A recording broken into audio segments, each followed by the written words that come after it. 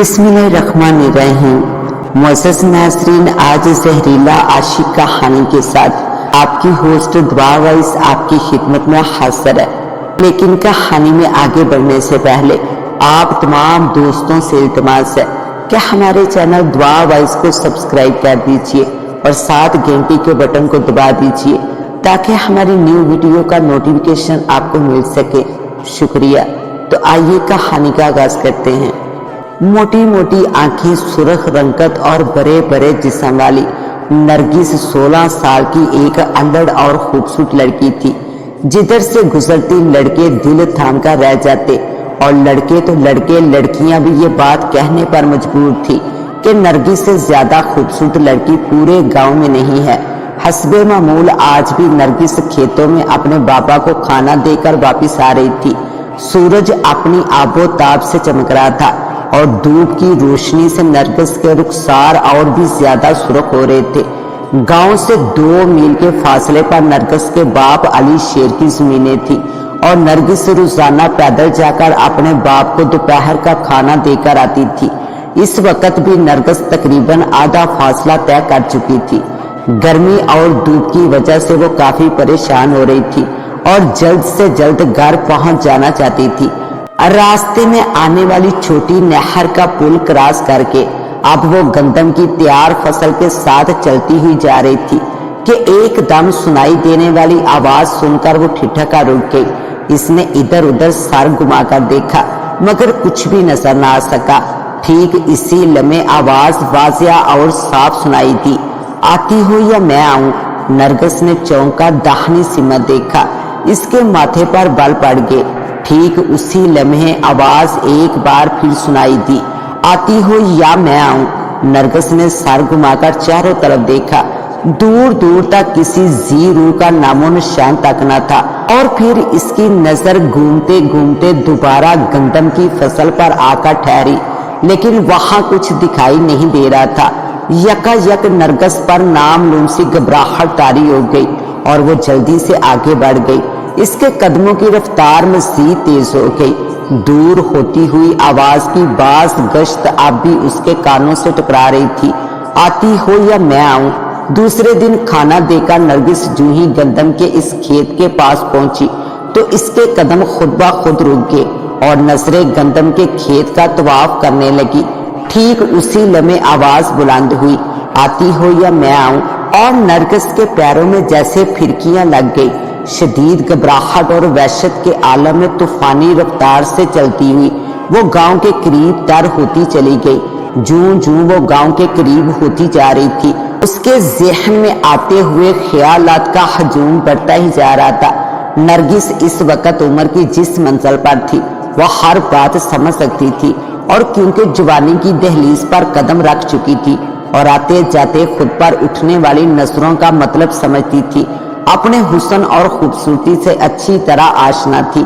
इसलिए गंदम के खेत में से बुलंद होने वाली आवाज को सुनकर जो पहला ख्याल इसके जहन में आया वो यही था कि जरूर गांव का कोई शरारती लड़का इससे शरारत कर रहा है और इससे राह व रस्म बढ़ाने का ख्वाहिशमंद है। लेकिन नरगिस इस किस्म की लड़की हरगिज नहीं थी और अपने वालिदैन की इज्जत इसे अपनी जिंदगी से भी ज्यादा अजीज थी। सो इस बात पर नरगिस का परेशान होना एक फितरती अमर था और इस वक्त भी वो यही सोच रही थी कि इस मसले को कैसे हल किया जाए। और फिर वो गांव में दाखिल होने से पहले ही ये फैसला कर चुकी थी कि अभी फिलहाल इसे ये बात अपने घर नहीं बतानी चाहिए बल्कि अपने सबसे करीबी दोस्त से राब्ता करना चाहिए। सो अब इसका रुख सीधा शांतुल के घर की तरफ था। शांतुल ने जब ये पूरा माजरा सुना तो खिलखिलाकर हंस पड़ी और बोली, बनो रानी, ये तो किसी बड़े दिल वाले का काम है जो तुम्हारी खातिर नताइज की परवाह किए बगैर तुम्हारे रास्ते में बैठा रहता है। ईमान से ये तो बड़ी ही हिम्मत की बात है कि इससे तुम्हारे भाइयों का खौफ भी महसूस ना हुआ। सच्ची अगर कोई मेरे लिए ऐसा करता तो मैं जी जान से उस पर कुर्बान हो जाती। इसने नरगिस को चुटकी भरते हुए कहा, चल हट बेशर्म कहेगी। नरगिस शर्म से सुर्ख होते हुए बोली, वैसे नरगिस रानी, अगर तुम इस बेचारे पर तरस खा लो तो क्या हर्ज है। देख शांतुल, मैं पत्थर मार दूंगी हाँ, नरगिस ने शांतुल के बाल खींचते हुए कहा, तुम अच्छी तरह जानती हो कि मैं ऐसी बातें बिल्कुल पसंद नहीं करती। तुम्हारे पास इसलिए आई थी कि इस मुसीबत से निजात के लिए कोई अच्छा मशवरा दोगी। अगर तुमने ऐसी ही बातें करनी है तो मैं चली जाती हूँ। नरगिस ने मुंह बनाते हुए कहा और साथ ही उठ खड़ी हुई। अच्छा बाबा, अच्छा मशवरा भी देती हूँ, तुम बैठो तो सही। शांतल ने नरगिस का बाजू खींचकर इसे बैठाते हुए कहा, अच्छा देखो, कल जब तुम खाना लेकर जाओगी तो मैं भी तुम्हारे साथ चलूंगी। इसी बहाने मैं भी उस आशिक को देख लूंगी और साथ ही इसे समझा भी दूंगी कि मियाँ साहबजादे इन तिलों में तेल नहीं और यहाँ तुम्हारी दाल नहीं गलने वाली। उम्मीद है कि बात उसकी समझ में आ जाएगी, वरना फिर कुछ और सोचेंगे। ठीक है। और फिर ये बात तय करने के बाद नरगिस अपने घर चली गई और इसे अगले दिन खाना देकर वापस आते हुए वो दोनों एक साथ थी। पुल क्रॉस करने के बाद मखसूस फसल पर पहुंचकर नरगिस के कदम खुद ब खुद रुक गए और फिर इसने शांतुल को मुखातिब करते हुए कहा, यही वो खेत है। अभी इसका जुमला मुकम्मल भी न हुआ था कि वहां आवाज बुलंद हुई। वही मखसूस लहजा, वही मखसूस जुमला, और नरगिस का दिल दक से रह गया। शांतुल ने एक नजर नरगिस की तरफ देखा जिसका चेहरा धुआं धुआं हो रहा था। फिर वो खेत की तरफ देखते हुए गुस्सीली आवाज में बोली, कौन हो तुम? बाहर निकलकर सामने आओ। लेकिन जवाब में वही मखसूस आवाज सुनाई दी, आती हो या मैं आऊं? और शांतुल की पेशानी पर आने वाले बाल मजीद कह रहे हो कि देखो, तुम जो कोई भी हो, शराफत से बाहर निकल आओ और सीधी तरह बताओ कि तुम क्या चाहते हो, नरगिस को क्यों परेशान करते हो। लेकिन जवाबी आवाज में फिर वही मखसूस जुमला सुनाई दिया।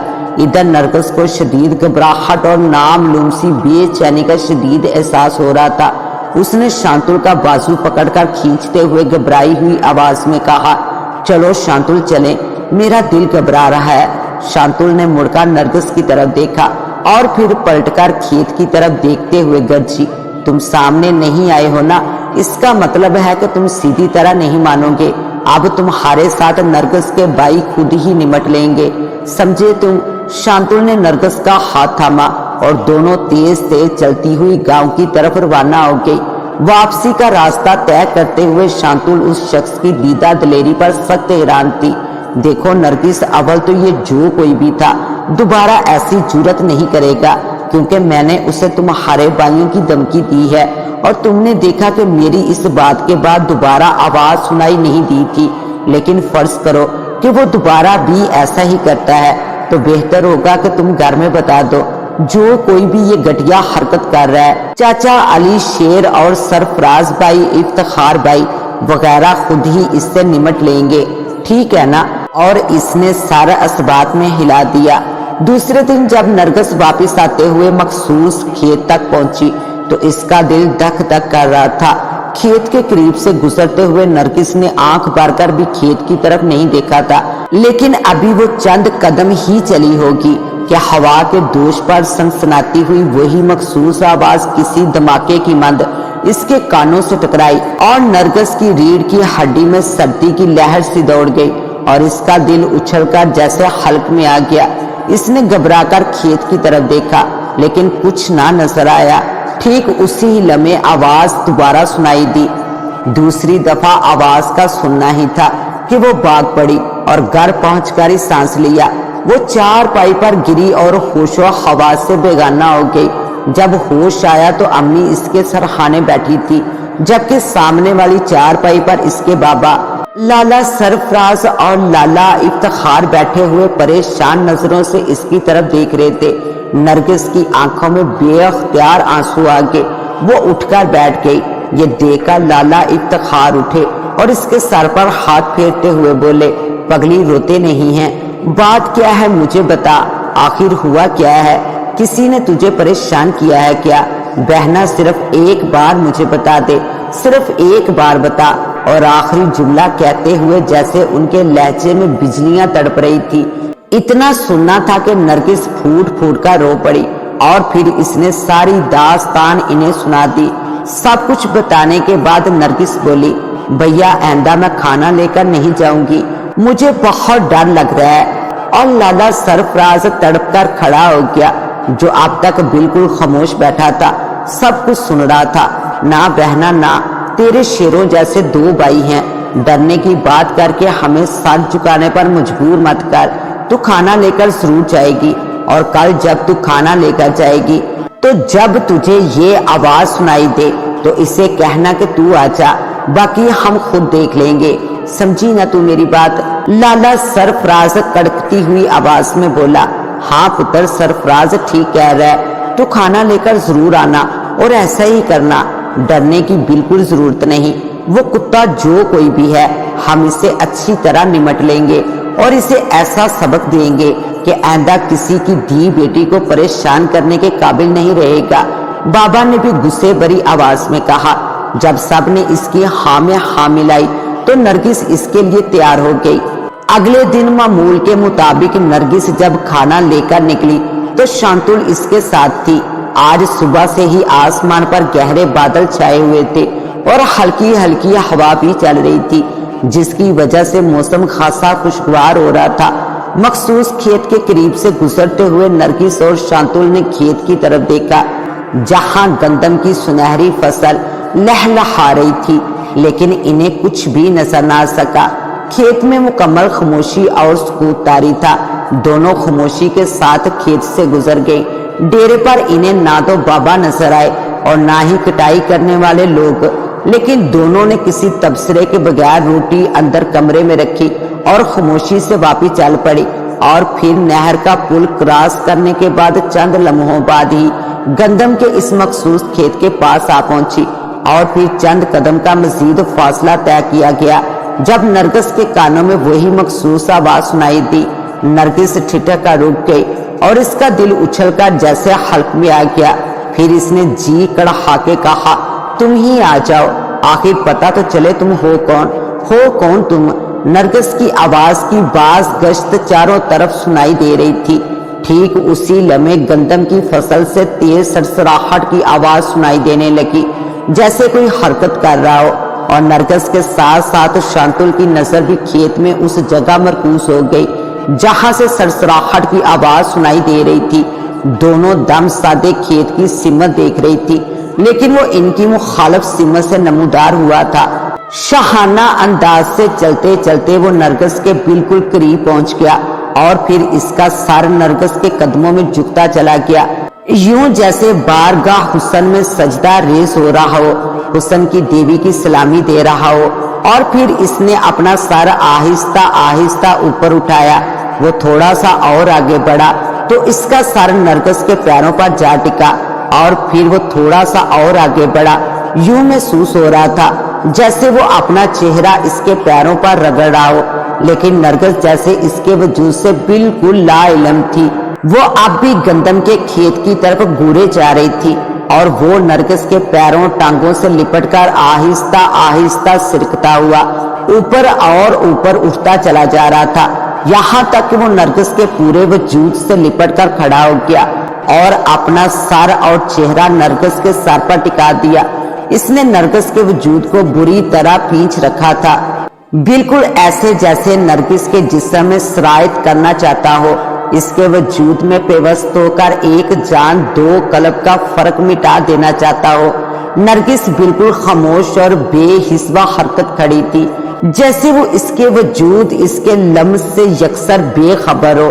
ٹھیک اسی لمحے شانتل نے پیچھے مڑ کر نرگس کی طرف دیکھا، اور اس پر نظر پڑتے ہی اس کے منہ سے ایک طویل اور دہشتناک چیخ بلند ہوئی۔ اس کے ساتھ ہی وہ گری اور ہوش و حواس سے بیگانہ ہو گئی۔ ادھر چیخ کی آواز بلند ہوتے ہی ایک ہلچل سی مچ گئی، اور ارد گرد کے کھیتوں نے جیسے آدمی اگانا شروع کر دیے ہوں۔ سب سے آگے علی شیر، سرفراز اور افتخار، اور ان کے پیچھے دیگر افراد، لیکن سامنے والے منظر کو دیکھ کر سب کے سب حیران رہ گئے، کیونکہ سامنے نظر آنے والا منظر کسی کے وہم و گمان میں بھی نہیں تھا۔ جبکہ نرگس بالکل ساکت کھڑی تھی، جیسے اسے ساختہ ہو گیا ہو۔ سب کے سب حیرت کے مارے حیران کھڑے تھے اور یہ روح فراسا منظر دیکھ رہے تھے۔ پھر افتخار نے حوصلہ کیا اور بندوق سیدھی کرنے لگا۔ لیکن چودھری شیر علی نے اسے روک دیا۔ افتخار گولی نرگس کو بھی لگ سکتی ہے۔ سرفراز ایک طرف خاموش کھڑا تھا۔ اس نے آگے بڑھ کر بندوق افتخار کے ہاتھوں سے چھین لی اور بولا گولی چلانے کے علاوہ اور کوئی راستہ نہیں ابا جان، شاید مر تو وہ ویسے بھی گئی ہے، اس طرح شاید ہم اسے بچا سکیں۔ گولی چلی اور سانپ کے پھن کے چھیتڑے اڑ گئے۔ ایک لمحے کے لیے سب کے سانس جیسے رک گئے، پھر سانپ کے بال کھلتے چلے گئے اور نرگس نیچے گر پڑی۔ سرفراز نے سانپ اس سے علیحدہ کیا اور اس کو ہوش میں لانے لگا۔ آنکھیں کھول بہنا، یہ دیکھ ہم نے سانپ کو ہمیشہ کے لیے ختم کر دیا۔ آنکھیں کھول بہنا، آنکھیں کھول دے، لیکن بے سود۔ چودھری علی شیر نے آگے بڑھ کر نرگس کی نبض دیکھی اور پھوٹ پھوٹ کر رونے لگا۔ نرگس کی روح جسم سے پرواز کر چکی تھی۔ تو معزز ناظرین، کیسی لگی آپ کو آج کی کہانی؟ اپنی رائے سے ضرور نوازیے گا۔ اس کے ساتھ ہی اپنی ہوسٹ دعا وائس کو دیں اجازت۔ ملتے ہیں انشاءاللہ ایک نیو ویڈیو کے ساتھ، تب تک کے لیے اللہ نے کے پان۔